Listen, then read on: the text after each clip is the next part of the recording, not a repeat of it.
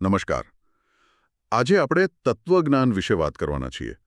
ઘણાને લાગે કે આ તો બસ કોલેજનો વિષય છે, જૂના પુસ્તકોની વાત, પણ શું ખરેખર આપણા રોજિંદા જીવનમાં એ કામ આવી શકે? ચોક્કસ. આ એક સામાન્ય ગેરસમજ છે. હા. તો આપણી પાસે તત્વજ્ઞાનના ફાયદા, બૌદ્ધિક અને વ્યક્તિગત વિકાસ લેખમાંથી કેટલીક માહિતી છે. ચાલો આજે એની ઊંડાણપૂર્વક ચર્ચા કરીએ. જોઈએ કે આ અમૂર્ત જેવા વિચારો વ્યવહારમાં કઈ રીતે મદદ કરે છે. બિલકુલ. તત્વજ્ઞાન એ ફક્ત પુસ્તકો વાંચવાની વાત નથી.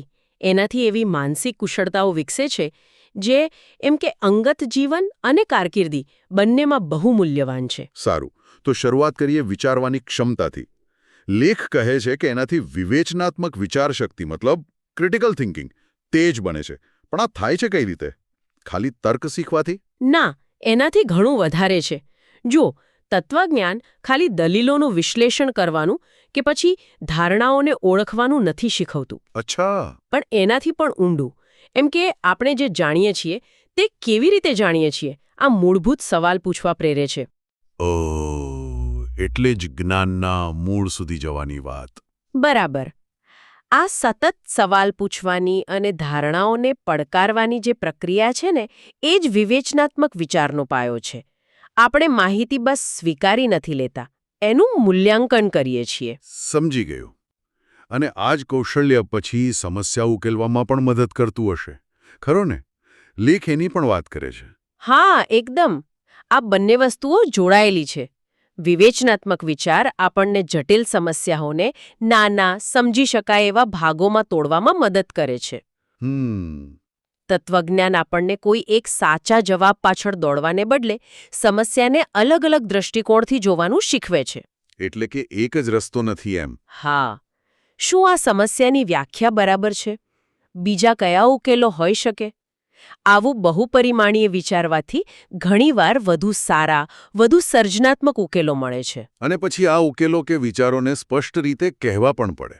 લેખ કહે છે કે તત્વજ્ઞાનથી સંચાર કૌશલ્ય મતલબ કમ્યુનિકેશન સ્કિલ્સ સુધરે છે. એ કેવી રીતે? જુઓ, તત્વજ્ઞાનમાં તમારે તમારા વિચારો એકદમ ચોક્કસાઈથી અને તાર્કિક રીતે રજૂ કરવા પડે છે. હા, એ તો છે. તમારી દલીલો એવી રીતે ગોઠવવી પડે કે સામેવાળાને સ્પષ્ટ સમજાય, સુસંગત લાગે.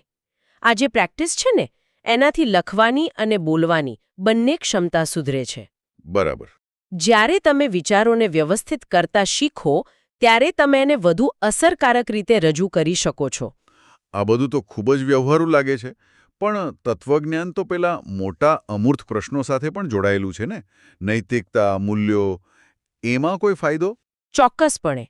તત્વજ્ઞાન આપણને નૈતિકતા શું છે, ન્યાય શું છે, સારા જીવનનો અર્થ શું, આવા મૂળભૂત સવાલો પર ઊંડાણથી વિચારવા પ્રેરે છે. આ જે વિચારવાની પ્રક્રિયા છે, એ આપણને આપણા પોતાના નૈતિક સિદ્ધાંતો અને મૂલ્યોને સમજવામાં, સ્પષ્ટ કરવામાં મદદ કરે છે. એટલે વ્યક્તિગત રીતે વધુ સ્પષ્ટતા આવે. હા. અને એટલું જ નહીં, સમાજમાં જે નૈતિક દ્વિધાઓ ઊભી થાય છે એને સમજવા માટે પણ એક માળખું મળે છે. અને આ આત્મચિંતન હા. એ વ્યક્તિગત વિકાસ સાથે પણ જોડાયેલું હશે. લેખમાં સેલ્ફ રિફ્લેક્શન, સહાનુભૂતિ, ખુલ્લા મનની વાત છે. હા, બરાબર.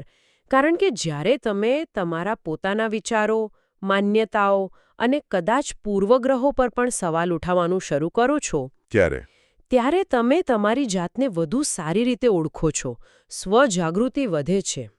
તત્વજ્ઞાન આપણને જુદા જુદા મંતવ્યો અને જીવનશૈલીઓને સમજવા અને તેની કદર કરવા માટે પ્રોત્સાહિત કરે છે. એટલે બીજાના દ્રષ્ટિકોણને સમજવાની વાત. બિલકુલ. એનાથી સહાનુભૂતિ કેળવાય છે. આપણે વધુ ખુલ્લા મનના બનીએ છીએ, વધુ સહિષ્ણુ બનીએ છીએ. બીજા શું વિચારે છે એ સમજવાનો પ્રયાસ કરવો એ તત્વજ્ઞાનની તાલીમનો એક મહત્વનો ભાગ છે. તો આ બધી કુશળતાઓ, વિવેચનાત્મક વિચાર, સમસ્યાનું નિરાકરણ, સ્પષ્ટ વાતચીત, નૈતિક સમજ, આત્મજાગૃતિ, આ બધું કારકિર્દીમાં કઈ રીતે કામ લાગે? શું ફિલોસોફીની ડિગ્રીથી ખરેખર નોકરીમાં ફાયદો થાય?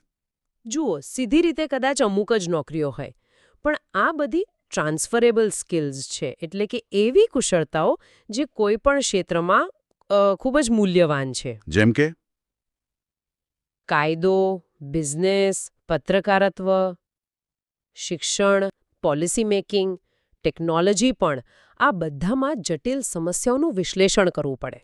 હા, એ તો કરવું જ પડે. તર્કબદ્ધ દલીલો કરવી પડે, સ્પષ્ટ રીતે વાતચીત કરવી પડે, નૈતિક અસરો સમજવી પડે. આ બધું બહુ નિર્ણાયક છે. તત્વજ્ઞાન આ પાયાની ક્ષમતાઓ વિકસાવે છે.